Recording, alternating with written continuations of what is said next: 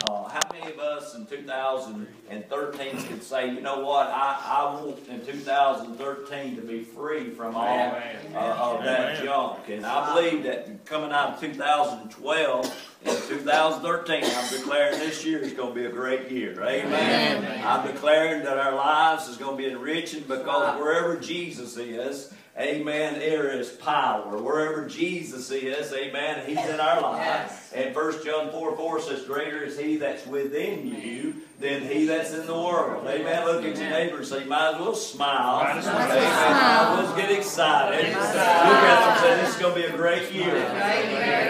Amen. Would you stand with me this morning as we read God's Word and just allow the Word of God. In the 9th chapter of the book of Matthew, I want you to hear this. In verse 20 it says, and behold, a woman, somebody shout a woman, which was diseased with an issue of blood 12 years, came behind him, speaking of Jesus, and touched the hem of his garment. For she said within herself, if I may but touch his garment, I shall be made whole. And Jesus turned him about when he saw her, said, daughter, be of good comfort, thy faith has made thee whole. Somebody shout, I am whole. I am whole. And somebody shout, I am whole in Jesus. I am whole in Jesus. Amen. She was made whole from that very hour. I just want to deal with this morning. I didn't really know what to title it, didn't really have a title to it, so I'm just going to obey God this morning. And you just get ready to receive the word that God would have for this hour. Would you let us pray? Father, we thank you this morning that your word is real, it's powerful, it's sharper than any two-edged sword. And God, I will announce before this congregation, I can do nothing here without you, without your help, without your mercy, without your love. Father, I will announce this morning that through the power of the anointing of Jesus, oh God, touch that person that's lost. God, touch that person that's backslidden. God, touch that person that's sick. God, touch that person that their heart's broken and their lives is a mess. Lord, you just have your way, and I'll leave here giving you the honor and the glory and the praise.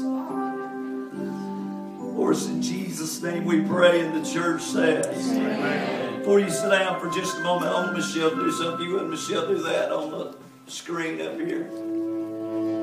Because we're coming in 2013. We believe that God's going to do great things in our lives. Amen. Come on, somebody here. Just in a moment, I want you to get ready and give God a shout.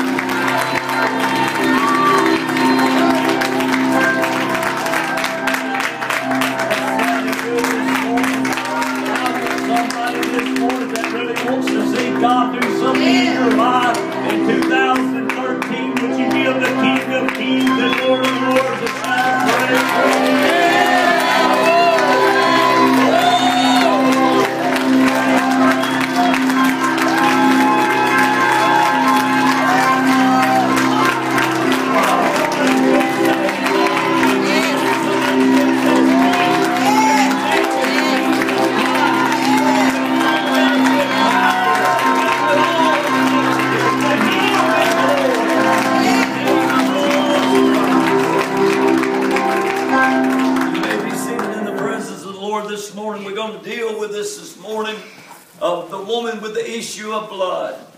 She had it for 12 years. The woman had the issue of blood for 12 years. Something was wrong in her body. Something was somehow or another, she could not seem to get over what was ailing her. You know, a lot of times when we have sickness attach itself to our body, in a day or two, it seems like you're over it. A few days, 3 days, 4 days, maybe, you're over it. But when it goes on and on and on and on and on, it's just an ongoing thing. It becomes the time. What says it's more than just sickness in your body. It will wear on your nerves. It will wear on your mind. It will touch you in the areas of your life to where you feel like I can't go on anymore. And the Bible teaches us this woman had spent all that she had. Amen. Every bit of money she had, she spent it all on doctors. What do you do when you go to a doctor and all that they do, all you do is get worse? Amen. What do you do when you get shots and you go into the hospital and all you do is get worse? Amen. Can I tell you something? This is exactly what was happening to this woman. She just was getting worse. She was not getting better. Nothing was changing in her life. Amen. It was as though, amen, this is going to take her to her death. She is going to go for 12. She's went for 12 years. She's going to go into 13 years of looking like all hell is messed up in her life. But the Bible said that she heard about a man called Jesus. And the Bible said that she said, if I can but touch the hem of his garment, I shall be made whole. I come to tell somebody this morning, amen, she pressed through the crowd and she touched the hem of Jesus' garment. Amen. I believe there was something other than just her hand touching the hem of his garment. I believe her faith touched the heart of God. You want to see God move in your life? Let your faith touch the heart of God. Amen. And according to Hebrews 11 chapter, it says, without faith it's impossible to please God, for he that cometh to God must believe that he is, and that he is a rewarder of those who diligently seek him. I tell somebody this morning, your faith can move God in your situation. I want you to understand something about this woman. For 12 years she had an issue. And I thought about that earlier. And I got to thinking about how many of us today has so many issues in our life. Amen. And you know what? I don't know about you, but I'm tired of hanging on to some of the same old issues. Amen. Amen. Some of the same old junk that should have been gone a long time ago. That's right. Come on, somebody. Amen. I'm tired of seeing the same old junk. Amen. That the church should have let go of a long time ago. Amen. We should have got past. Amen. Oh, come on, somebody. I don't know about you, but I think about the woman with the issue of blood for 12 years. She had an issue in her life. She could not seem to get past that issue in her life. Can you hear her in the dark times of her life at night? Amen. When her body, it's odd how it seems like in the morning time when you get up, it seems like throughout the day you get to feeling a little better when you've been sick. Amen. But at night it seems like all hell comes down. Amen. Amen. I mean, if you got a cold at night time, it's like, oh, Jesus. You feel like your body, if it's going to ache, that's when it's going to ache. There's something about those dark times, those darkest times in our lives when it seems like no help can come. Seem like nobody can, it don't seem like you can take enough NyQuil to knock it out. Somebody hear me? Amen. It seemed like it's just like, oh my God. And I get a picture of this woman in her darkest times of her life. 12 years as she dealt with this. 12 years as she struggled with this. Let me tell somebody something. I feel this in my spirit. Sometimes some things don't just get over with overnight. Amen. Amen. Sometimes some folks has dealt with stuff from the time they were born into this world. Amen. And went through life where all hell come down on them. Amen. They was mistreated as kids. They was hurt as, amen, young adults. And it seemed like it just hangs on and hangs on. Some things just don't get over with overnight. Amen. And it takes God to move and help. But can you imagine this woman? We deal with her a lot of times. Amen. That the 12 years that she went through. But can I declare unto you, something happened on the 13th year. Amen. I believe she come out of 12 years of all hell. Amen. The devil roaring in her ear saying, you're going to die with this issue of blood. Amen. Pastor Chris, going into 2013. Amen. After touching the hem of Jesus' garment, after having been in his presence, amen, she come into 2013, amen, of her life, amen, when something happened. She was healed, she was delivered, she was set free. The issue she had was not there anymore. Amen. I had a thought when I was dealing with this and thinking on it. There was a man by the name of Randy Snow. Anyone ever heard of Randy Snow? 2006, he passed away, went on to be with the Lord. Randy Snow, something took place in his life. He was a strong man. He was a man that was able to come and go and do what he wanted to do. But in somewhere in his life, he had an accident where he broke his back. And he become paralyzed. During that time of being paralyzed, they began to challenge him to, how many's ever heard of the real wheelchair races and the basketball tournaments and things of that sort? Kevin Saunders, I don't know if any of you have ever heard of him or not. He sent this to me. Kevin Saunders is a friend of mine that I got to know back when I pastored at Ephesus over 16 years ago. South Hale, excuse me. Y'all know where y'all at those. Over 16 years ago. And Kevin, I got to know him, and he was a young man that was an inspector in a building. And this building, in the time that he was inspecting, it blowed up, and it blowed him so far out into the parking lot. It was as though he had went over a two-story building and out into a parking lot, and it shattered his spine. And Kevin, he was in that wheelchair racing. And I'm telling you, you're talking about stout in his arms. My God, I'm telling you, that young man, he suffered all the time. He was in pain constantly. But his arms was just like steel. Matter of fact, he didn't work outside each other. He made me look like a little bitty kid. And amen, he sort of laughed at me, just like it was no problem. And Kevin Saunders sent this to me. And he was sharing this story about Randy Snow, was a friend of his. And Randy Snow had done, amen, he'd never really done nothing major in his life. His body was whole, his mind was whole. But when he fell and broke his back, he began to be challenged to do the wheelchair races, and amen. And he began. Watch this. He won basketball, and number one in basketball to the point of basketball and tennis and with the wheelchair races and the track part to the point that they put him in the Hall of Fame. Amen. And he said this. He said something happened when he broke his back. He said, of all the times of my life, I've never really accomplished anything till after I broke my back.